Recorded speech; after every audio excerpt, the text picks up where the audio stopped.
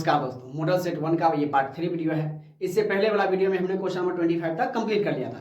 इस वीडियो में हम क्वेश्चन नंबर 26 से देखेंगे। तो देखिए 26 क्या करा कि साइन पाई बटा 4 माइनस कॉस पाई बटा 4 बराबर क्या होगा। तो पाई का मान हम 180 डालेंगे। कितना डालेंगे? 180। तो देखिए इस प्रकार के सवाल को हम किस प्रकार से सॉल्व करेंगे। यहां पर देखिए साइन पाई की जगह पर हम कितना डालेंगे? 180 बटा के हम लिखेंगे 4 माइनस कॉस क्या है, पाई की जगह पर 180 बटा के 4। अब इसको काट दीजिए, 4 चौके 16, 2 बच जाएगा, 2 और 5 चौका 20, ये भी कटेगा कितना मरतबे? 45 मरतबे। अब देखिए ये आपका कितना हो जाएगा? साइन 45 डिग्री माइनस के कॉस 45 डिग्री। या तो आप ऐसे इसको 0 लिख सकते हैं, या आप कहिएगा सर आप डायरेक्ट कर रहे हैं। तो देखिए साइन 45 और कॉस 45 का मान कितना होता है? सेम होता है। ठीक है, साइन 45 क्या, इसका मान क्या होता है? 1/√2 और सेम कॉस 45 का मान 1/√2 हो जाता है। 1/√2 से 1/√2 कट गया, प्लस माइनस में क्या आ गया? हमारा आंसर 0 आ गया। तो देखिए ऑप्शन नंबर 0 कहाँ है हमारा? बी। ऑप्शन नंबर बी में हम 0 है, तो ये हमारा सही आंसर हो जाएगा। अब देखिए क्वेश्चन नंबर 27 क्या करा है? 1 प्लस कॉट स्क्वायर ए बटा 1 प्लस टेन स्क्वायर ए बराबर किसके होता है? तो आप जानते हैं कि 1 प्लस कॉट स्क्वायर का मान क्या होता है? कॉसेक स्क्वायर होता है। कॉसेक स्क्वायर थीटा बटा 1 प्लस टेन स्क्वायर किसके बराबर होता है? सेक स्क्वायर के बराबर होता है, तो सेक स्क्वायर थीटा। अब देखिए अब इसको तोड़ेंगे तो कॉसेक स्क्वायर थीटा क्या होता है आप जानते हैं? 1 बटा साइन स्क्वायर थीटा, और कॉसेक स्क्वायर क्या होता है? 1 बटा कॉस स्क्वायर थीटा होता है। इसको हम क्या लिख सकते हैं? 1 बटा साइन स्क्वायर थीटा मल्टीप्लाई, ये ऊपर चला जाएगा तो कॉस स्क्वायर थीटा बटा के 1। अब इसको जब तोड़ेंगे तो क्या हो जाएगा? ये कॉस स्क्वायर थीटा बटा साइन स्क्वायर थीटा। कॉस बटा साइन क्या होता है? कॉट के बराबर होता है, तो हमारा क्या हो जाएगा? कॉट स्क्वायर थीटा, यानी इसका मान क्या हो जाएगा? इसमें हमारा कॉट स्क्वायर, यानी ऑप्शन नंबर सी क्या हो जाएगा? सही हो जाएगा। बस आप फॉर्मूला को याद रखिए। देखिए हमने कितना फॉर्मूला को तोड़ा, तब जाके ये आखिरी में मिला है। तो बस आप इसको फॉर्मूला को याद रखिएगा। त्रिकोणमिति बनाने के लिए हमें फॉर्मूला सबसे ज्यादा इंपॉर्टेंट है। क्वेश्चन नंबर आगे देखते हैं। कहता है सेक स्क्वायर थीटा -1 किसके बराबर है? सेक स्क्वायर थीटा -1 है टेन स्क्वायर थीटा के बराबर, तो ऑप्शन नंबर सी हमारा सही हो जाएगा। ठीक है, अब देखिए ये कह रहा है कि 2 कॉस स्क्वायर 67 डिग्री बटा साइन स्क्वायर 27 डिग्री। आप पढ़े होइएगा कि ऊपर वाला में या नीचे वाला किसी एक को तोड़ देना है। तो देखिए हम किसी एक को तोड़ेंगे, ऊपर वाला को, तो हम इसको यहीं पर लिख देते हैं 2 कॉस स्क्वायर, इसको तोड़ देंगे तो 90 माइनस कितना, 90 में से कितना जाएगा कि साथ पड़ जाएगा 23, तो ये 23 बटा के सेम, ऊपर वाला तोड़ेंगे तो नीचे वाला क्या लिखेंगे हम? सेम लिखेंगे 23 डिग्री। अब देखिए इसको जब तोड़ेंगे तो 2 cos 90 माइनस क्या होता है? साइन थीटा, तो ये हमारा हो जाएगा 2 साइन स्क्वायर 23 डिग्री बटा के साइन स्क्वायर 23 डिग्री। तो sine square 23 degree, sine square 23 degree बच गया, बराबर 2 बटा के 1, यानी हमारा आंसर हो जाएगा 2। अब देखिए ना तो ऑप्शन ए में है, ना ऑप्शन बी में है, ना ऑप्शन सी में है, तो ये हमारा क्या हो जाएगा? ऑप्शन नंबर डी, यानी इनमें से कोई नहीं था। कभी कभी ऐसा वाला भी में टिक लगाना पड़ता है, तो आप एक एक को बनाकर ऑब्जेक्टिव को टिक लगाइएगा। क्वेश्चन नंबर 31 क्या कर रहा है? यदि साइन x डिग्री बराबर साइन अल्फा, तब अल्फा का मान क्या होगा? तो इसका कोई रूल नहीं है, इसको याद रखिएगा कि इस प्रकार का सवाल रहेगा तो आप इसका ऑप्शन नंबर डी, यानी पाई x बटा के 180, इसका ये फॉर्मूला ही होता है। ठीक है, अब देखिए इसका 32 नंबर कहता है कि √3 सेक थीटा बराबर 2, तो थीटा का मान क्या होगा? तो आइए हम इसको सॉल्व करते हैं। देखिए तो क्या दिया हुआ हमको? √3 सेक थीटा बराबर 2 है, तो हम इसको उधर ले जाएंगे तो हम क्या लिख सकते हैं? सेक थीटा बराबर 2/√3, तो 2/√3 से किसका मान होता है? 30 का, तो लिखेंगे सेक थीटा बराबर क्या लिखेंगे? इसके इसको हटाएंगे तो ये सेक 30 डिग्री आ जाएगा। ठीक, क्योंकि हम जानते हैं कि सेक थीटा बराबर 2/√3 किसका मान है? तो 30 का, तो सेक से सेक कट गया, हमारा थीटा का मान पूछ रहा है, तो थीटा बराबर कितना आ जाएगा? 30 डिग्री। तो ऑप्शन नंबर देखिए सी हमारा क्या हो जाएगा? सही हो जाएगा। इस प्रकार के सवाल को हम या तो डायरेक्टली, ऑब्जेक्टिव है तो डायरेक्टली, या इस प्रकार से अगर नहीं समझ में आए तो इस प्रकार से सॉल्व करके हम इसको टिक लगाएंगे। क्लियर है? क्वेश्चन नंबर 33, इसमें सिर्फ सिंगल लिखे क्योंकि इसको समझाना है। देखिए पहले क्वेश्चन को हम समझते हैं। क्लियर है? कहता है यदि सूरज की किरण का झुकाव 45 डिग्री से 60 डिग्री बढ़ता है, मतलब यदि सूरज की किरण का झुकाव पहले 45 डिग्री है और कहता है कि और झुका मतलब 45 डिग्री से बढ़ के कितना हो जाता है 60 डिग्री। तो मीनार की छाया की लंबाई 50 मीटर घट जाती है। क्या कर जाती है? घट जाती है। तो मीनार की ऊंचाई निकालिए। तो सबसे पहले हम बना लेते हैं चित्र। तो यहां देखिए हम मीनार की ऊंचाई यहां से बना लेते हैं। ये देखिए एक मीनार है, पहले मान लेते हैं ये हमारा सूरज है ना। एक एक चीज हम आपको क्लियर करने का प्रयास करेंगे ताकि आपके पास कोई भी डाउट ना रहे। तो मीनार की जो छाया है वो कितना डिग्री का कोण बनाती है? 45 डिग्री का। सबसे पहली बात कितना है? 45 डिग्री। तो हम 45 डिग्री का कोण लिख देते हैं। ठीक है, फिर क्या कहता है कि इसका झुकाव 45 से कितना बढ़ जाता है 60। तो इधर नहीं बढ़ता है, कभी जब छाया होता है तो इधर बढ़ेगा। ठीक है, तो यहां से इसका झुकाव कितना हो जाता है? 60 डिग्री। कितना हो जाता है? 60 डिग्री। तब छाया की लंबाई 50 मीटर घट जाती है। क्या हो जाती है? घट जाती है। तो मीनार की ऊंचाई निकाले। ठीक है, तो ये हमारा क्या है? परपेंडिकुलर है।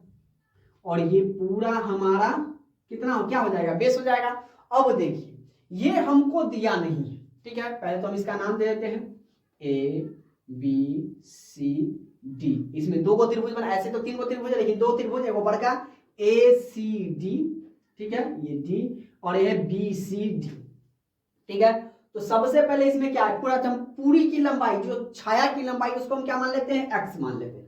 एसी यानी पूरी मीनार की छाया की लंबाई कितना? एक्स है। तो हम ये 50 मीटर घट जाती है तो कितना घट जाएगी? कितना में से घटा देंगे? एक्स में से हम 50 घटा देंगे। यानी एसी पूरे एसी की लंबाई कितना है? एक्स है। ठीक है, और बीसी की लंबाई कितना है? बीसी की लंबाई कितना हो जाएगी? मान लीजिए इस मार्कर की लंबाई पूरा आपको पता है कि एक्स है यानी 5 है, और तो इसकी लंबाई क्या होगी? 5 में से इसको घटा देंगे, यानी नहीं मालूम है तो 5 में से इसको घटा देंगे तो लंबाई निकल जाएगी। उसी प्रकार से 50 मीटर घट गई तो कितना? पूरा में से 50 मीटर घट गया। क्लियर है? बनाते हैं ये ऑब्जेक्टिव और सब्जेक्टिव दोनों के लिए। तो एक चीज हम समझा देते हैं, उसके बाद आप बनाते रहिए। तो पहले हम छोटका वाला त्रिभुज बनाएंगे। ठीक है, ये इस त्रिभुज में हम आएंगे। ठीक है, तो लिखेंगे त्रिभुज BCD में। BCD में हमें क्या चाहिए? P निकालना है। तो हम क्या 60 डिग्री से चलेंगे। तो लिखेंगे 60 डिग्री बराबर P, यानी क्या हो जाएगा हमारा? DC बटा के BC। DC बटा के BC। ठीक है, अब देखिए 60 क्या हो जाता है आप जानते हैं? √3 बराबर DC। DC कितना? हम P माने हुए तो P लिख दिए। और हमारा BC कितना है? x माइनस के 50। तो हमारा हो जाएगा x माइनस के 50। ये हो गया। अब इसको हम क्रॉस मल्टीप्लिकेशन कर देंगे। इसके लिए कुछ नहीं थे, एक लगा दीजिए। तो हमारा P बराबर हो जाएगा क्या? √3। ये इसके साथ मल्टीप्लाई तो हम लिख देंगे इसको ब्रैकेट में x माइनस के 50। ठीक है, अब इसको हम जस का तस छोड़ देते हैं। अब हम बड़ा वाले त्रिभुज में आते हैं ACD में। अब इसको छोड़ देते हैं। ठीक है, अब लिखेंगे अब त्रिभुज, ये त्रिभुज का निशान है, त्रिभुज ACD में। अब ACD में हमारा क्या हो जाएगा? 10 45 हम निकालेंगे तो 10 45 डिग्री बराबर ये हमारा वही हो जाएगा DC। परपेंडिकुलर तो सेम DC बटा के ये हमारा हो जाएगा AC। तो 10 45 आप जानते हैं क्या होता है? 1 बराबर DC कितना है? P बटा AC कितना है? X है। ठीक है, अब देखिए यहां से हम एक लाइन और बढ़ जाते हैं। तो आप जब इसको कोना का नहीं हम गुना कर दे तो P बराबर क्या हो जाएगा? X हो जाएगा। यहां तक क्लियर है? अब देखिए P बराबर हमारा पास कितना है? X दिया हुआ है, या तो P का मान रखिए। P का मान दिया हुआ है, ये P का मान कितना है? इतना है। यानी हम इसको क्या लिख सकते हैं? √3 इंटू एक्स माइनस के 50 बराबर के क्या है? x। इसको सबको हम x के पदों में ले आएंगे। अब देखिए अब हम यहां से यहां आते हैं, इसको गुना कर देते हैं। तो √3 में x से गुना करेंगे कितना हो जाएगा? √3x। बिल्कुल आप समझिए ताकि आपको सब्जेक्टिव में भी काम आ जाए। और √3 में 50 से गुना करेंगे तो माइनस की हो जाएगा 50 √3 बराबर के x। अब हम क्या करते हैं? ये माइनस वाला को उधर ले देते हैं और x वाला को x की तरफ ले आते हैं। क्लियर है? अब देखिए ये हो जाएगा √3x, ये प्लस इधर आके हो जाएगा माइनस, इक्वल टू ये माइनस उधर जाके हो जाएगा प्लस में 50 √3। अब देखिए इसमें भी x इसमें भी x, हम x कॉमन ले लेते हैं। x कॉमन आ गया तो √3x तो हट गया। अब देखिए ये अकेला माइनस का x है, एक x निकल गया तो क्या बचेगा? 1 बराबर क्या हो जाएगा? 50 √3 हो जाएगा। क्लियर है? 50 √3 थी, यहाँ पर हम x की वैल्यू तो ये गुना में तो उधर जाएगा, बदल जाएगा भाग में, इसीलिए x 50 √3 माइनस के 1। अब देखिए नीचे में रूट नहीं रहना चाहिए, नीचे में रूट नहीं रहना चाहिए तो क्या करेंगे, हरों का परमीकरण जो हमने नौमा में बहुत बनाया है, तो लिखेंगे हरों का प्रमेयकरण से। तो हरों का प्रमेयकरण करेंगे तो क्या है, नीचे सेम से गुना करेंगे, बस क्या कर देते हैं प्लस है तो माइनस से गुना करेंगे, माइनस है तो प्लस से, मतलब चिन्ह को हम बदल देते हैं। क्लियर है। अब देखिए इसको हम क्या करेंगे, 50√3 माइनस 1 मल्टीप्लाई, माइनस तो चिन्ह बदल दे जाएगा, 3 + 1 बटा √3 + की 1 हो जाएगा। यही करते हैं। या अब देखिए क्या करेंगे, ये मल्टीप्लाई नहीं होगा तो हम इसको ब्रैकेट में लिख देंगे, 50√3 × √3 + के 1। क्लियर है। अब बटे, अब देखिए तो ये क्या है, माइनस में है, ये प्लस में है, तो a + b × a - b क्या होता है, a², यानी √3 का स्क्वायर माइनस 1 का स्क्वायर। अब हम क्या करेंगे, इसको गुना कर देते हैं, तो ये हो जाएगा 50 गुने ऊपर वाला को भी तोड़ देते हैं, तो √3 में √3 से गुना करेंगे तो 3 × 9, 9 का वर्गमूल कितना आ जाएगा 3, और प्लस है तो प्लस सिंबल कर देते हैं, और ये गुना हो जाएगा तो सिंबल हो जाएगा कितना से 50√3 हो जाएगा। क्लियर है। अब देखिए बटे के कितना हो जाएगा, ये 3 माइनस के 1। अब यहां पर हम आ जाते हैं। अब देखिए तो ये हो जाएगा 50 या 150, तो ये हम लिख देंगे 150, और प्लस के हो जाएगा 50√3, अब बटे कितना हो जाएगा 3 में से क्या तो 2।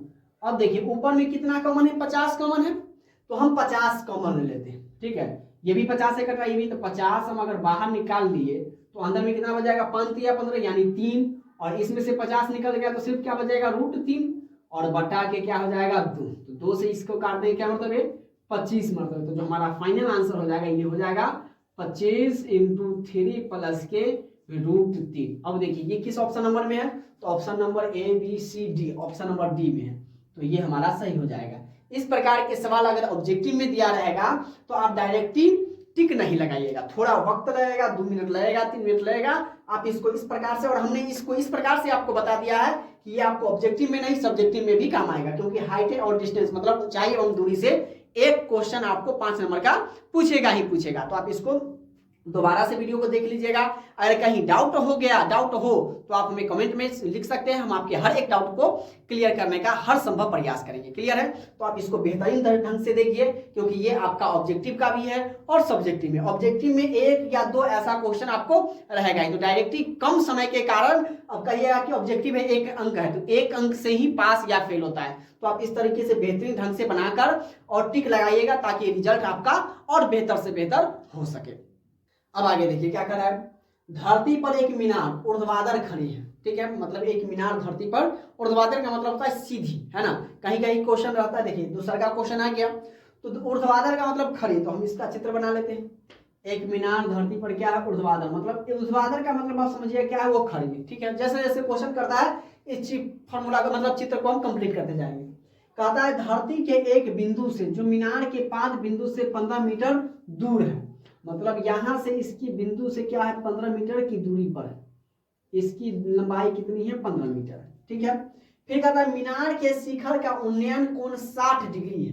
मीनार के शिखर के उन्नयन कोण कितना है 60 डिग्री है। ठीक है, तो मीनार की ऊंचाई बताए, तो कहता है कि मीनार की क्या करना है, ऊंचाई बताना है, तो 60 डिग्री यानी पी हमें निकालना है। इसका नाम दे देते हैं ABC, हमारा ट्रायंगल है, तो हम लिखेंगे इसको। देखिए अब हम सॉल्व करते हैं, तो लिखेंगे त्रिभुज, हम इस प्रकार से बता रहे हैं ताकि आपको सब्जेक्टिव में भी और ऑब्जेक्टिव में दोनों में काम आ जाएगा। ठीक है, त्रिभुज ABC में, ठीक है, tan 60 बराबर, tan 60 डिग्री बराबर क्या है हमारा BC बटे क्या होगा AB, यानी P बटे के B होता है। अब देखिए tan 60 आप जानते हैं क्या होता है √3 बराबर BC हमारा P है, और क्या है AB कितना है 15 है, तो P निकालना है हमें, मीनार की ऊंचाई निकालना है, इसके नीचे कुछ नहीं, यानी P बराबर हो जाएगा 15√3। अब देखिए 15√3 कहाँ है, ऑप्शन नंबर A, तो ऑप्शन नंबर A हमारा सही हो जाएगा 15, यानी मीनार की ऊंचाई, ये इसकी ऊंचाई कितना निकल गया 15√3 मीटर। क्लियर है? मीटर में है तो ये भी मीटर में, ऑप्शन में कुछ नहीं दिया तो हम सीधे 15√3 में टिक लगा देंगे। क्लियर है?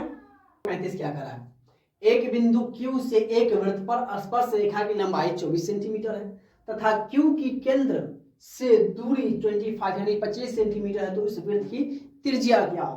अब देखिए वृत्त हम बना लेते हैं, थोड़ा टेढ़ होगा, आप ज्योमेट्री बॉक्स से बनाइएगा, है ना। चलिए इसको हम थोड़ा और गोल करने का प्रयास करते हैं। चलिए कुछ हद तक तो हुआ, ठीक है। कहता स्पर्श रेखा, तो यहां से स्पर्श रेखा यहां गुजरी, ठीक है। ये हमारा क्या है, Q बिंदु है, क्या है, Q बिंदु, इसको हम मान लेते हैं Q थे। इसकी दूरी लंबाई कितनी है, 24 सेंटीमीटर। और फिर कहता है ये केंद्र, मान लेते हैं इसकी यहाँ पर ये केंद्र है, ठीक है। इसकी दूरी कहता है केंद्र से इसकी दूरी कितनी है, 25 यानी 25 सेंटीमीटर। तो कहता है ये वृत्त की त्रिज्या निकालने की, इसका कुछ नाम नहीं है, इसका हम P नाम दे देते हैं और इसका हम O नाम देते हैं, केंद्र को, ठीक है। ये ट्रेंगल बन गया। तो आप जानते हैं कि ट्रेंगल में क्या होता है, जब दो दिया रहता है, ये निकालना है, ये त्रिज्या निकालना है, तो हमें OP निकालना है, तो हम क्या कर देंगे, OP बराबर रूट अंडर पाइथागोरस थ्योरम लगा देंगे, ठीक है। यहाँ पर लिख देंगे पाइथागोरस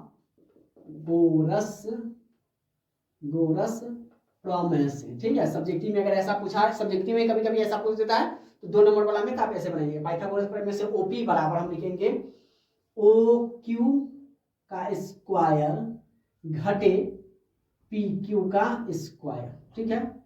ये हो जाएगा। अब देखिए OP हमें निकालना है, तो OQ कितना दिया है, 25, तो 25 का स्क्वायर घटे 24 का स्क्वायर, 25 का स्क्वायर कितना हो जाएगा, 625, और इसका हो जाएगा 576।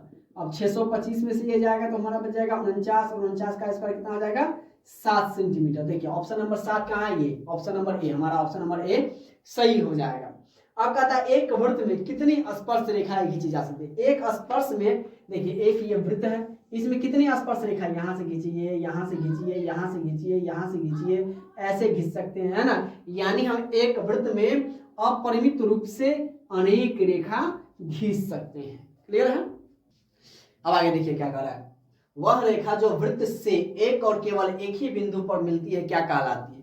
तो जो सिर्फ एक बिंदु पर मिलती है, यानी देखिए कोई एक ये है और इससे एक स्पर्श रेखा एक बिंदु से होकर गुजर गई, यानी ये बिंदु को टच करती हुई, है ना, ये बिंदु को टच नहीं करी, एक ये क्या बिंदु से टकराएगी, तो इनमें से क्या होगी, इसको मतलब एक बिंदु से टकराती है तो उसको हम क्या कहते हैं, स्पर्श रेखा कहेंगे। यानी ऑप्शन नंबर सी हमारा क्या हो जाएगा, सही हो जाएगा। अगर यदि कोई एग्जाम में आए कि अगर एक बिंदु पर टकराए तो उस रेखा को हम क्या कहते हैं, तो स्पर्श रेखा कहते हैं। और त्रिभुज के अंदर जो पूरी रेखा बनेगी इसको हम क्या कहेंगे, व्यास कहेंगे। और आधा को हम क्या कहते हैं, त्रिज्या। आधा यानी आधा, ये ऐसे, ये वाला हम भाग को क्या कहेंगे, त्रिज्या कहेंगे, और पूरी भाग को हम क्या कहते हैं, व्यास कहते हैं। इस बात को आप ध्यान में रखिएगा। फिर कहता है कि यदि दो वृत्त एक दूसरे को कभी न काटते हो और उभयनिष्ठ स्पर्श रेखा की संख्या जब नहीं काटते हैं, तो उभयनिष्ठ अवधि रेखा की संख्या कितनी हो जाएगी, 4 हो जाएगी। ऑप्शन नंबर क्या हो जाएगा, डी हो जाएगा। इस सब बातों को याद रखने की जरूरत है, ठीक है। अब देखिए 39 कहता है एक पहिए का व्यास 4 सेंटीमीटर है, तो 400 लगाने में तय की गई दूरी, तो व्यास आपको दिया हुआ है, यानी डी बराबर दिया हुआ है कितना, 4, तो हम आर निकालेंगे तो 4/2, यानी आर हमारा कितना निकल जाएगा, 2, आर बराबर 2। तो कहता है क्या कि पहिए का परिधि निकालिए। तो देखिए पहिए एक बार में घूमता है, तो इसको कहता है कि 400 चक्कर में कुल कितना दूरी लगाएगा। तो परिधि क्या होता है, 2πr होता है, ठीक है। अब देखिए क्या चक्कर, एक चक्कर लगाने में 2πr, तो 400 चक्कर लगाता है, तो 400 गुने पाई को पाई रहने देते हैं, और आर कितना है हमारे पास, 2 हो जाएगा, ठीक है। अब देखिए तो ये कितना हो जाएगा, 4 गुना 8, तो ये हमारा हो जाएगा कितना, पहले तो 2πr सर, देखिए 2πr, तो 2 गुणे पाई रहने दीजिए, आर कितना हमारे पास 200 है, कितना चक्कर लगाएगा, 400, 4 से गुना कर देंगे, ठीक है। 2 तो हमारा फॉर्मूला है, आर हमारा 2 हो गया, कितना चक्कर लगाता है, 400, एक चक्कर के 2πr लगेगा, तो 400 चक्कर के लिए 400, यानी 2 गुना 4 और 4 चौके 16, तो 1600 पाई मीटर, यानी 1600 पाई मीटर के चक्कर लगाया। तो देखिए 1600 पाई मीटर कहाँ है, यहाँ ऑप्शन नंबर सी हमारा सही हो जाएगा। तो इसको हम इस प्रकार से बनाएंगे। अब क्या कहा, यदि किसी वृत्त की परिधि और क्षेत्रफल समान हो तो वृत्त की त्रिज्या क्या होगी। क्या कहता है, परिधि। तो वृत्त की परिधि आप जानते हैं क्या है, 2πr। और कह रहा है समान है, समान का मतलब बराबर है। वृत्त की त्रिज्या क्या होती है, πr²। अब देखिए पाई से हम क्या कर देंगे, पाई को काट देंगे, ठीक है। r² है तो स्क्वायर से एक बार कट गया, यानी हमारा क्या बच गया, r बराबर क्या आ जाएगा, 2। यानी वृत्त की त्रिज्या कितनी हो जाएगी, 2। तो हमारा ऑप्शन नंबर क्या हो जाएगा, ए सही हो जाएगा। उम्मीद कर रहा हूं कि ये वीडियो आपको समझ में आ रहा होगा, और वीडियो समझ में आ रहा होगा तो प्लीज वीडियो को लाइक जरूर करें। अब देखिए आगे क्या कर रहा है, एक वृत्त का व्यास d है तो उसकी परिधि क्या हुई। तो आप जानते हैं कि वृत्त का परिधि क्या होता है, 2πr। तो r तो दिया नहीं है, व्यास दिया हुआ है, तो व्यास r बराबर क्या होता है आप जानते हैं, d/2 होता है। अब देखिए हमें व्यास दिया हुआ है तो हम क्या लिखेंगे, 2πr की जगह पर हम लिखेंगे d/2। अब देखिए 2 से 2 कैंसिल आउट हो जाएगा तो क्या हमारा बचेगा, πd। यानी जब d अगर परिव्यास है तो परिधि क्या हो जाएगी, हमारा πd हो जाएगी। यानी ऑप्शन नंबर बी क्या हो जाएगा, सही हो जाएगा। क्लियर है। अब देखिए कहता है 42, यदि घन की भुजा a सेंटीमीटर दिया हुआ है तो विकर्ण की लंबाई। तो आप जानते हैं घन का विकर्ण क्या होता है, घन का विकर्ण बराबर √3l है। l का मतलब भुजा यानी लंबाई दिया हुआ है। अब देखिए घन का विकर्ण तो √3 गुणे a बराबर के क्या हो जाएगा, √3 है। ये तो बस सिंपल है, सबसे आसान यही है, ठीक है। तो क्या हो जाएगा ऑप्शन नंबर, देखिए √3 है, कहाँ है ऑप्शन नंबर बी, इसका भी क्या हो जाएगा, बी सही हो जाएगा। क्लियर है। अब देखिए कहता है कि अर्धगोले के संपूर्ण सतह का क्षेत्रफल क्या होता है। तो आप इस फॉर्म, हम बोले थे आपको पहली वीडियो में, हम आपको जोर दे रहे हैं फॉर्मूला पर। फॉर्मूला आप याद कीजिएगा क्योंकि 4-5 को आपको पूछेगा ही पूछेगा। पूछ दिया यहाँ पर, कहता है अर्धगोले का संपूर्ण सतह का क्षेत्रफल क्या होता है, तो ये 3πr², इसका भी बी नंबर हो गया, ठीक है। अब कहता है देखिए एक घन का आयतन 216 सेंटीमीटर क्यूब है तो घन का किनारा क्या होगा। तो आप जानते हैं कि घन का आयतन क्या होता है, घन का आयतन बराबर होता है आपका l3, यानी l पे पावर 3 यानी भुजा की।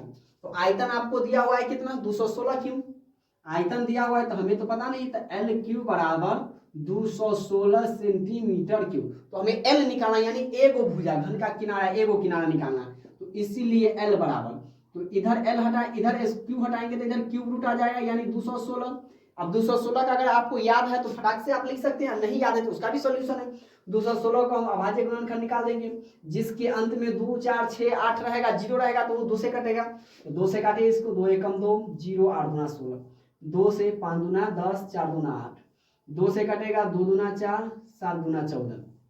अब इससे काटिए, 3 से कटेगा 9 तिया 27, फिर 3 से कटेगा 3 तिया 9, फिर 3 से कटेगा 3, 3 गो 2 का एगो 2, और 3 गो 3 का एगो 3, यानी 3 दूना 6। तो इसका क्यूब रूट कितना निकल जाएगा, 6 सेंटीमीटर। इसमें भी सेंटीमीटर क्यों लिख दीजिए, तो 6 सेंटीमीटर का है option number C. Option number C हमारा सही हो जाएगा। तो इस प्रकार के सवाल को हम इस प्रकार से बनाएंगे। क्लियर है। देखिए आगे क्या कह रहा है, 2 6 4 5 0 2 1 3 2 का बहुलक क्या होगा।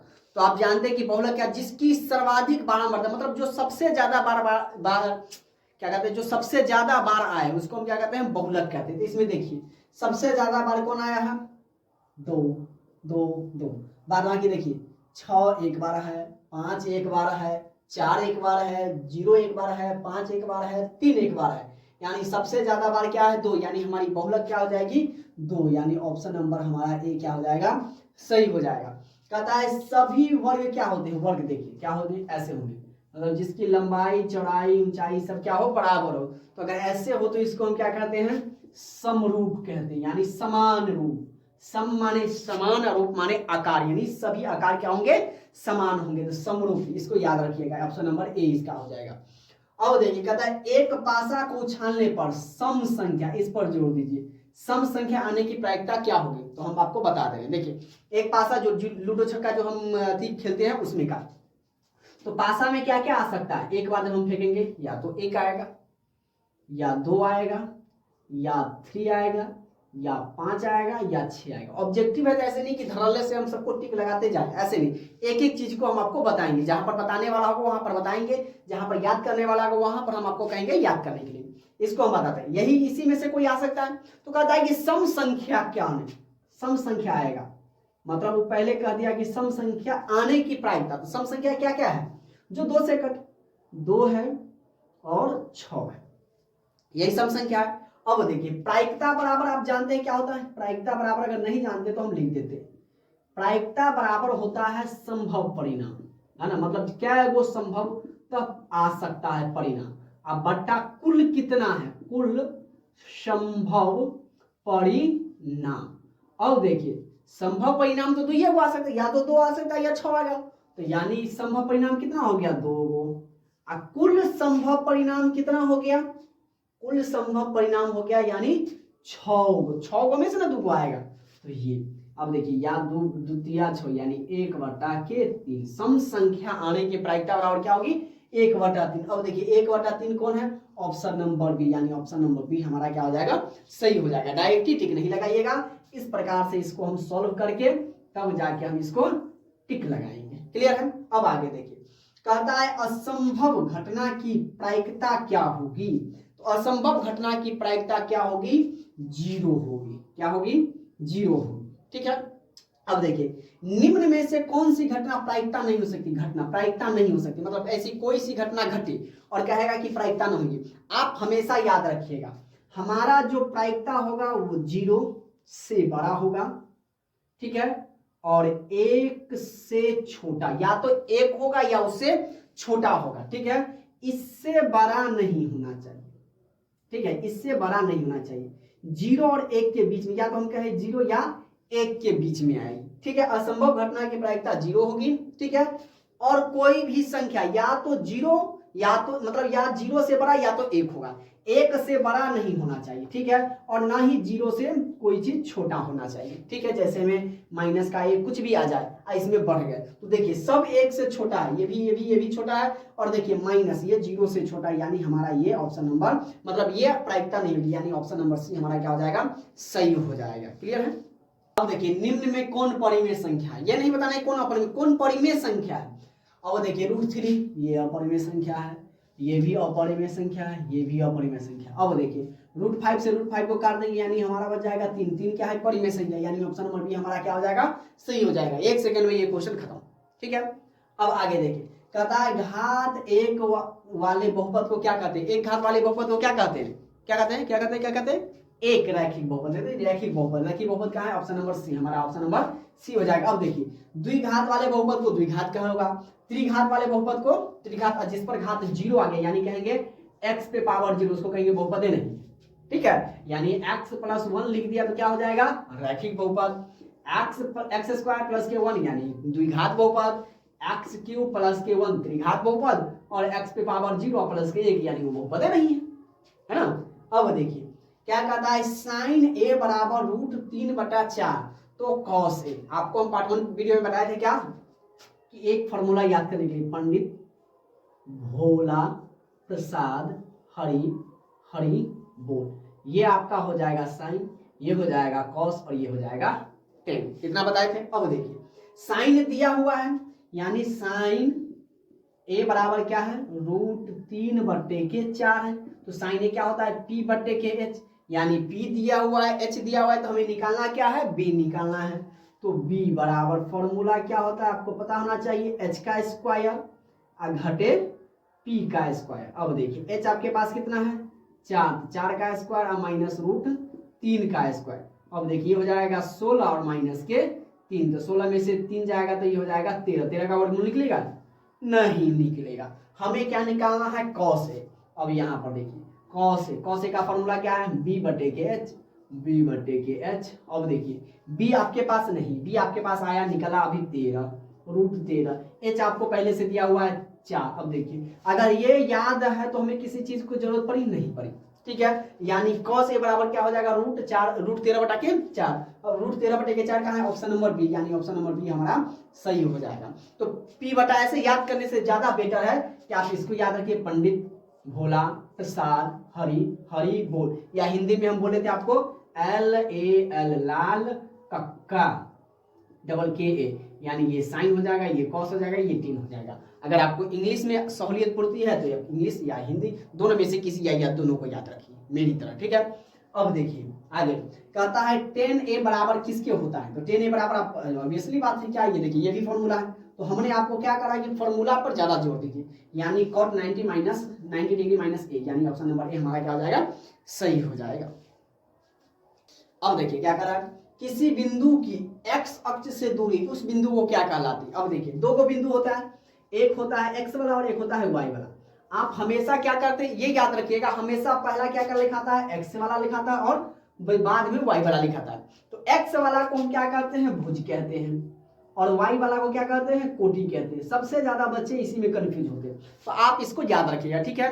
तो x अगर पूछे तो आप उसको भुज कहिएगा, अगर y अक्ष पूछे तो क्या हो जाएगा, कोटि हो जाएगा। तो हमें क्या पूछ रहा है, x अक्ष यानी भुज, हमारा ऑप्शन नंबर ए हमारा क्या हो जाएगा, सही हो जाएगा। अब देखिए दो वृत्तों का क्षेत्रफलों का अनुपात 9.4 है, मतलब 9:4 के है, तो उनकी परिधियों का अनुपात क्या होगा। आप जानते हैं क्या होता है, पाई आर स्क्वायर बटा पाई आर स्क्वायर, ये क्या होता है, वृत्त का क्षेत्रफल। और देखिए तो वृत्त का क्षेत्रफल 9/4 दिया हुआ है, तो हमें परिधियों का पूछा रहा है, तो हम इधर का अगर स्क्वायर हटाएंगे तो इधर क्या आ जाएगा, रूट आ जाएगा, यानी क्या हो जाएगा, इधर का अगर इसका हम अगर रूट कर दे तो 9 का वर्गमूल 3 हो जाएगा, 2 का वर्गमूल 4 का वर्गमूल 2 हो जाएगा, यानी 3/2। तो इसको अगर अनुपात में हम करेंगे तो क्या हो जाएगा, 3:2। ऑप्शन नंबर ए हमारा क्या हो जाएगा, सही हो जाएगा। संचयी बारंबारता के वक्र क्या कहलाता है। देखिए संचयी बारंबारता पर जैसे हम ये वक्र जो ऐसे ऐसे करते हैं वो क्या कहलाता है, त्वरण कहलाता है, आप इसको याद रखिएगा। तो 57 नंबर का क्वेश्चन हमारा कंप्लीट होता है। अब देखिए 58 नंबर क्या करा है, यूक्लिड विभाजन एल्गोरिथम दो धनात्मक पूर्णांकों के निम्न में किसे परिकलित करना तकनीक है। अब देखिए किसे हम एल्गोरिथम किससे बनाते हैं, मौसा को निकालते हैं, यानी ऑप्शन नंबर बी हमारा क्या हो जाएगा, सही हो जाएगा। अब देखिए कहता है प्रथम 5 पूर्ण संख्याओं का माध्य क्या होगा। तो पूर्ण संख्या आप जानते हैं क्या चीज से होता है, 0 से स्टार्ट होता है, तो हम उसको जोड़ेंगे। यहाँ पर प्रथम 5 पूर्ण, तो हम इसको लिखेंगे 0 जोड़ 1 जोड़ 2 जोड़ 3 जोड़ 4, ये हो गया। अब देखिए क्या को संख्या 1 2 3 4 5, तो नीचे में हम 5 से डिवाइड कर देंगे। अब इसको जोड़ेंगे तो क्या हो जाएगा, 4 और 3 7, 7 और 2 9 और 9 1 10, यानी 10 बटे के क्या हो जाएगा 5, 5 दूना 10 यानी 2। यानी अगर पूछे प्रथम 5 पूर्ण संख्या का माध्य तो क्या हो जाएगा, 2 हो जाएगा। अगर इसी में प्रथम 5 प्राकृतिक संख्याओं का माध्य पूछे तो प्राकृतिक संख्या में 0 हटके 5 ऐड हो जाएगा। क्लियर है, जब 5 ऐड हो जाएगा तो ये हो जाएगा 15/5, यानी 5 या 15। ये कब, प्राकृतिक संख्या का प्रथम 5 प्राकृतिक संख्या का पूछे तब। अगर पूर्ण संख्या का पूछेगा तो कितना हो जाएगा, 2 हो जाएगा। अब देखिए कहता है यदि बहुपद इतना के शून्य alpha plus beta plus gamma हो तो अल्फा बीटा, बीटा गामा और गामा अल्फा, तो इसका फॉर्मूला क्या होता है, ये इसका फॉर्मूला होता है alpha beta plus beta gamma plus alpha gamma का फॉर्मूला होता है आपका ए बटे के आपका हो जाएगा ए सी हो जाता है, ठीक है। सी तो ए देखिए ए कितना दिया हुआ है, 6 दिया हुआ है, सी कितना दिया हुआ है -3, इसको काट दीजिए तो ये हो जाएगा 3 दूना के 6 यानी 2। ये फॉर्मूला नहीं होता है, इसका फॉर्मूला आपका हो जाएगा सी बटे के ए। देखिए सी कितना है -3 और 6, तो 3 दूना का 6 यानी -1 बटे के 2, सी बटे के ए हो जाएगा, ठीक है। माफ कीजिएगा, तो ऑप्शन नंबर सी हमारा क्या हो जाएगा, राइट हो जाएगा। तो आज के लिए बस इतना ही। उम्मीद करता हूं कि आज का ये वीडियो आपको पसंद आया होगा। वीडियो पसंद आए तो वीडियो को लाइक और शेयर जरूर करें। आप लोग वीडियो को देख लेते हैं, चैनल को सब्सक्राइब नहीं करते तो प्लीज आपके लिए हम इतना मेहनत करते हैं, 1 लाइक 1 शेयर 1 सब्सक्राइब। आपके एक सब्सक्राइबर से हमें मोटिव होते हैं कि और ज्यादा से ज्यादा कंटेंट लाएं, आपके लिए बनाएं और आपके बेहतर भविष्य के लिए, और आपका रिजल्ट बेहतर से बेहतर हो सके, इसलिए हम आपके लिए ये लाते हैं। तो चलते हैं, अगली क्लास में मिलते हैं, तब तक के लिए जय हिंद।